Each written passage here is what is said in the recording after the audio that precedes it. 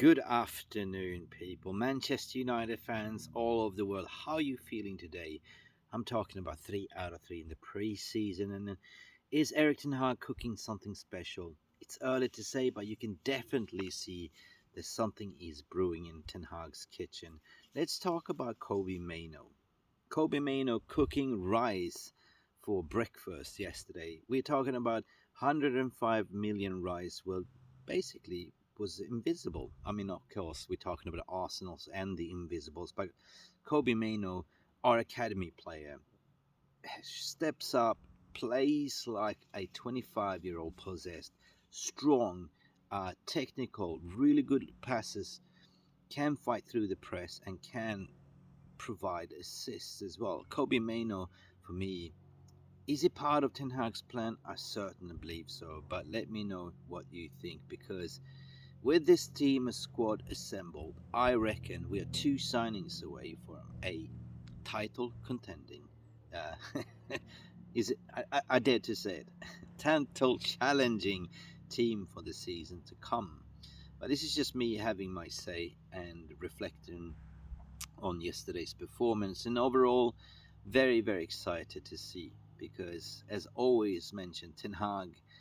This is the season of Ten Hag. This is the season when Ten Hag is control, shipping off a lot of players and deadwood that he doesn't want, and just smartly recruiting in people that fits his system.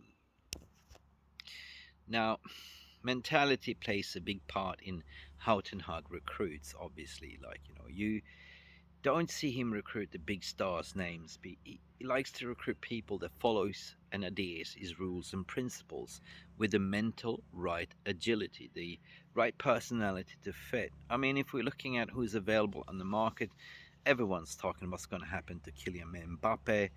But if you look at it, would Mbappe really thrive in under Ten Hag's system?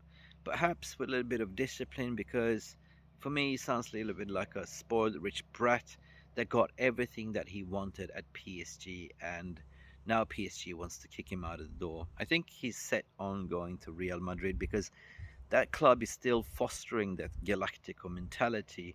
And I think Ten Hag and the new era, the new dawn of Manchester United, is kind of catering towards, we are far away from the Galactico players. Nobody is bigger than the club. We saw that with Cristiano Ronaldo got booted out by Ten Hag. So really excited to see what Ten Hag is cooking. And I think this season alone, barring that we are only playing tough competitions that is chosen deliberately by Ten Hag. We're talking about playing Real Madrid. We're talking about playing the Borussia Dortmund, and I think it was another Real Betis or something, another Spanish team as well in the preseason.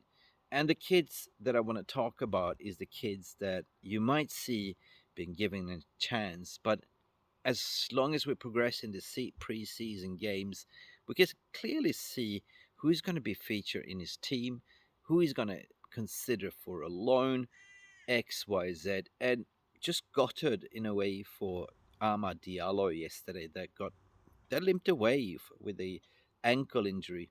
Just waiting for the reports, the damage reports. I hope it's not a ligament. I hope it's not something that will, hinder his season, because I think that initially Ahmad Diallo is part of Erik Ten Hag's plans. Now, changing camera angle here again, because I'm recording some walk and talk. Let's talk about the game yesterday. Of course, I had 24 hours to sleep on it, to reflect, and really, to be fair, watching Nikola Teta's interview afterwards, when he mentioned that, it's not good enough. These players, at least majority of these players, have played together for 50 games, and it's only about been 4 or 5 weeks break for them. So, and we kicked the ball. The last Premier League game was kind of end of May, beginning of June. So it hasn't been that far. Can't be that rusty. So that showed you that Manchester United's new midfield that started yesterday. And we're talking about Declan Rice, we're talking about Bruno Fernandes, and Kobbie Mainoo was featuring, the youngster Kobbie Mainoo.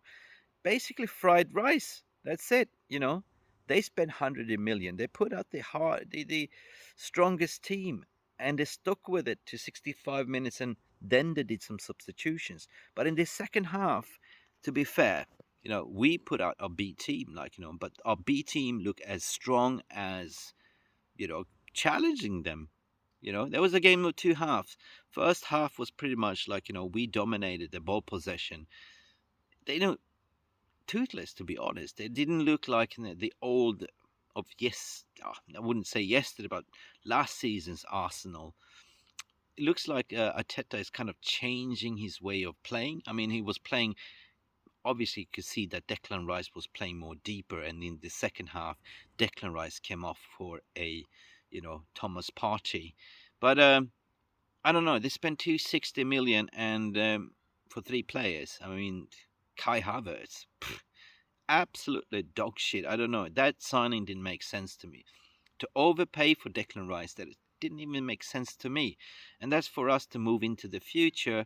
That is an Amrabat, perhaps just embed Kobbie Mainoo, be the understudy for Casemiro, because he's got that shiny quality. Now, second half for me was more cool and composed as well. Was more of, controlling the ball, controlling the possession, defend as a team. So we won that too. We won the two halves basically. But the bonus point is they wanted more. They want to challenge more buck for the money. Go for penalty shootouts. 5 out of 5 Manchester United, cool and composed. And of course, I can't remember the Arsenal player that missed it, but clearly they are sponsored by Emirates, and that ball is but fly better. So in general, it was very, very good performance, and really exciting to see how this is going to pan out in the preseason. Who's going to be featuring in the first team squad selections. It is down to the kids to prove. Feel gutted about Ahmad, as I said. Pelistri got on. Who else to get on? Forson, I didn't see much of Forson. I don't think Forson will be included. He'll be probably going loan. And it's exciting days. You add on 2 more players into that squad, and we should be good to go. We should be challenging for every major trophy and be challenging for the top 4 at least. Yeah, we will see come April, May where we sit in the table. But if you add on a striker like a Hojlund and add a little bit of a midfield quality in Sofian Amrabat, ship out Harry Maguire and potentially buy a centre back. But remember, I don't know what's going to happen to Jonny Evans. Will he sign a 1-year contract? He was clearly signed up to be, part to trade in the pre-season. But Jonny Evans can absolutely play fifth centre back. But we still have ice composed Lindelof. I'm so pleased to see Lindelof and also Aaron Wan-Bissaka. That right back position is going to be there for battling. It's a good battle. Diego Dalot versus Aaron Wan-Bissaka. I think that clearly I've seen Aaron Wan-Bissaka is so much improved in going forward as well. So that's going to be a very interesting headache for Tenhag to select. But in terms of the youngsters going forward, I think Kobbie Mainoo will be featuring a lot next season as well. So, yeah, even if we get an Amrabat in, Kobbie Mainoo will still need to be having a little bit of time to be embedded, play a few games here and there, 20 to 25 appearances in cups and some league games, etc., etc. But I also forgot to mention that Andrew Onana was not playing yesterday, but Ton Heaton did a fantastic job, clean sheet. And will Ton Heaton stay still at Manchester United? Will he go on a loan? Because this is an experienced goalkeeper that needs game time, right? So I guess it's good to have an experienced goalkeeper as your number 2 or number 3 to sit on the bench. But at the end of the day, you want to play football, I would say. And what's going to happen to Sancho? I mean, if you notice, Sancho yesterday was the old Sancho of Dortmund. He was fast, he was pacey, he looked sharp, he looked mentally strong, he was working hard on the ball. And the goal he took, he kept running and just struck it beautiful up in the right-hand corner, right up at the net. And I was just, whoa, Sancho, right? I don't think Sancho is going nowhere, but it's interesting to see that he was playing the false number 9. I'm just curious moving forward with Sancho in the team, if he stays at Manchester United, where he's going to be playing. Is he going to be playing the false number 9 role, 10 role? Will he be playing on the right wing? I mean, right wing is stacked. We have Anthony Dos Santos there already playing well. We have a potential Pelistri or Ahmad there as well. Left side of the wings, we have Garnacho, we have Rashford, and we just need to add on to the future. And this is what we want to talk about, the new future of Manchester United, being two signings away. So, all right then. So, what I said, like two signings away, it's just basically getting in that prolific goal scorer. And Rasmus Hojlund fits the bill, 100%. So, Hojlund, Amrabat, looking like we are going to sign within the next 10 days. I'm excited because adding on that quality and experience to the team. I mean, of course, Hojlund is a diamond in the rough, but you got to think about who do we have as a striker coach, as a forward coach, no other than Benny McCarthy. I think that Benny McCarthy will sort of develop Hojlund to a world-class striker. He already had the attributes of a Erling Haaland. Strong, tall, physical, technical for such a tall player as well. You know, I would like to see this, come through very, very soon, and that we're cooking for, because for the Premier League season start, which is about 3-4 weeks away. Now, let's hope and pray it's Sunday, just me reflecting, talking. Let me know what you think in the comments below. Do you think that with these new two signings coming in, is it enough for Manchester United?